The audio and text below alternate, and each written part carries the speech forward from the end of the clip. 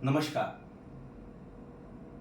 भारत के राजस्थान के जयपुर ग्रामीण क्षेत्र में ग्रामीणों को सेवा देने के लिए बने हुए अस्पताल रजनीश अस्पताल में गैस्ट्रोएंटरोलॉजी जो विभाग है उसके चिकित्सक डॉक्टर सौरभ गौड़ आज मेरे साथ हैं। मैं मानसून में बारिश के टाइम में जो आजकल हमारे आउटडोर में हम देख रहे हैं सबसे ज्यादा जो मरीज अगर आ रहे हैं पेट से संबंधित तो वो पीलिया के मरीज आ रहे हैं, जॉन्डिस के मरीज आ रहे हैं, हेपेटाइटिस के मरीज आ रहे हैं। तो उसके बारे में मैं आपसे पूछना चाहूँगा। सबसे बड़ी बात सर, आज 28 जुलाई है। 28 जुलाई को वर्ल्ड हेपेटाइटिस डे के नाम से मनाया जाता है। ऐसा क्यों करना पड़ रहा है? सबसे बड़ी बात, हेपेटाइटिस की कुछ श्रेणियां बनाई गई है। टोटल 5 श्रेणी है जिनको अगर अपन समझें A, B, C, D और E। तो मौसमी बीमारी, साफ सफाई ना रहना, गंदा पानी इस समय बहुत ज़्यादा रहता है। तो इस वजह से हेपेटाइटिस A और E का मिलना बहुत ही कॉमन रह जाता है इस समय में। तो इस समय ये एक बहुत बड़ी वजह रहती है कि अपने को हेपेटाइटिस मिलता है। पर इस दिन को मनाने के पीछे और भी एक बहुत बड़ी वजह है, वो है हेपेटाइटिस B और C। ऐसा क्यों? क्योंकि ये दोनों बीमारी से जल्दी से लिवर में फाइब्रोसिस होता है और कैंसर की तरफ अग्रसर होता है। अगर अपन समय पे इन दो और हेपेटाइटिस के बारे में अगर अपन पता लगाएंगे और मरीज को सही समय पे इलाज देंगे तो इन कॉम्प्लिकेशन की तरफ मरीज को जाने से अपन रोक सकते हैं। और सही समय पे परिवार वालों का वैक्सीनेशन करके इस बीमारी को रोकथाम करके कंट्रोल में लाया जा सकता है।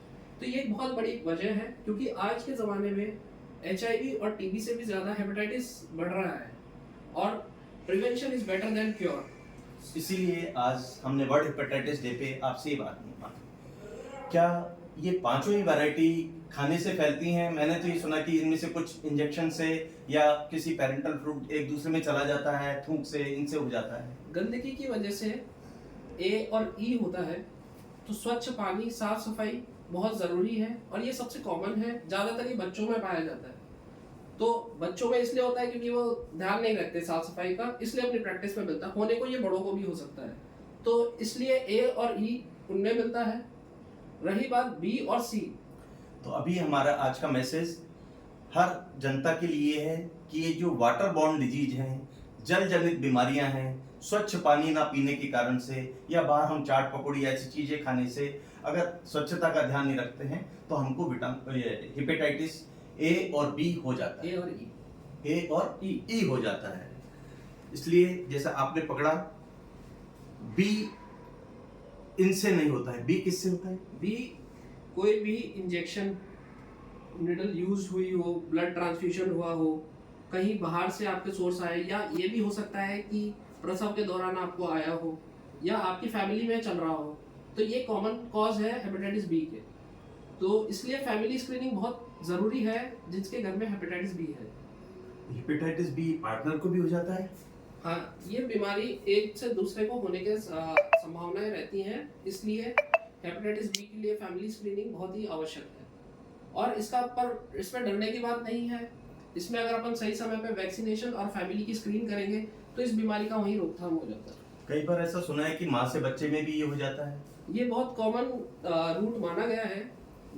पेरेंटल ट्रांसमिशन जो और के साथ में वर्टिकल ट्रांसमिशन जो है, मतलब माँ से बच्चे को ये बीमारी आना, ये बहुत कॉमन है।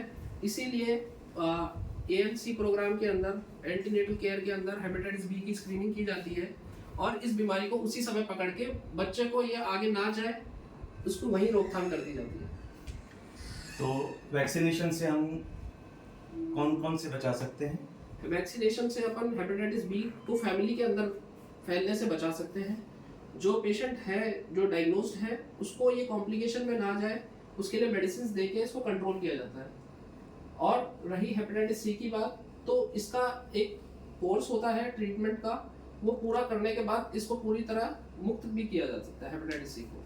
B और C ज्यादा डेंजरस है? हाँ, B और C ज्यादा डेंजर। और खाने से जो है वो A और E होता है। हाँ। और किसी निडल आदि दूसरे प्रकार से जो होता है वो हमारा होता है B and C। और D भी हमने सुना है। D रिसर्च के अंदर है और ये B के साथ पाया जाता है और ये बहुत मतलब ये लैब्स में और रिसर्च के अंदर है, अभी इसको पाया गया है, पर अभी तक एज सच रिपोर्ट्स नहीं है कि ये ह्यूमंस को इतना परेशान कर रहा है। पर ये वायरस पाया जाता है और बी के साथ रहता है। सुपर इन्फेक्शन और को इन्फेक्शन दो प्रकार की चीज़ें रहती हैं, जो कि अभी मेडिकल स्टडीज़ में ही हम पढ़ते हैं इन चीज़ों को। इसमें हम ये मान के चलते हैं कि अगर हमने गंदा पानी या कोई खाद्य पदार्थ हमारे साथ चले गए या किसी तरीके से निडल आदि चुभने से हमें हेपेटाइटिस हो सकता है। तो हेपेटाइटिस होने से हमारे शरीर में ऐसे क्या लक्षण आ जाते हैं जिसके कारण से हम इसके बारे में चिंतित होते हैं या हमारी जान पे बन जाती है?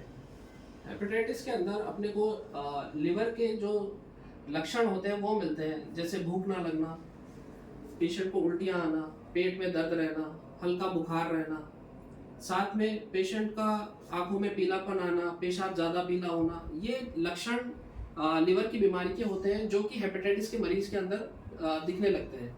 तो किसी को भी ऐसे लक्षण हो, उनको पहले अस्पताल में दिखाना चाहिए, जिससे कि समय पे इलाज हो, पहले इलाज हो और कॉम्प्लिकेशन की ओर मरीज अग्रसर ना हो। ये बहुत अच्छी बात है कि अगर हम स्वच्छ पानी पिएंगे, खाने पीने में स्वच्छता रखेंगे, तो बारिश के मौसम का हम आनंद ले पाएंगे और हेपेटाइटिस आदि बीमारियों से बच पाएंगे। एक बार और डॉक्टर साहब, क्योंकि आप गांव में काम कर रहे हैं और हम इसके लिए आपके बहुत शुक्रगुजार हैं, क्योंकि आजकल का युवा शहरों की तरफ दौड़ता है, आप गांव में सब चीज को छोड़ के कि नहीं हमारा गांव ही देश सेवा के बराबर रहेगा हमारा काम। तो मैं आपसे ये पूछना चाहूंगा कि हमारे यहाँ गांव में कुछ डॉक्टर्स हैं जो झाड़े से ही इनको सही कर देते हैं। इस बारे में आप क्या कहना चाहिए? हेपेटाइटिस पर झाड़े का क्या प्रभाव होता है, मैं इस बारे में भी आपसे पूछना चाहूंगा। बात ये समझने की है कि हेपेटाइटिस ए और ई का एक इंक्यूबेशन पीरियड होता है। वो समय निकलने के बाद हम जो कॉम्प्लिकेशन में नहीं होते मरीज, वो स्वतः ही ठीक हो जाते हैं, क्योंकि हर हेपेटाइटिस एक जैसे नहीं प्रेजेंट करता, उनके डिफरेंट पैटर्न होते हैं प्रेजेंटेशन के।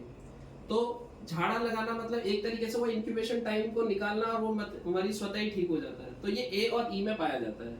बी और सी में ऐसा होना बहुत ही मुश्किल है, क्योंकि जड़ तो गई ही नहीं है मरीज की। तो इस चीज को एक दिमाग में धारणा रखना है।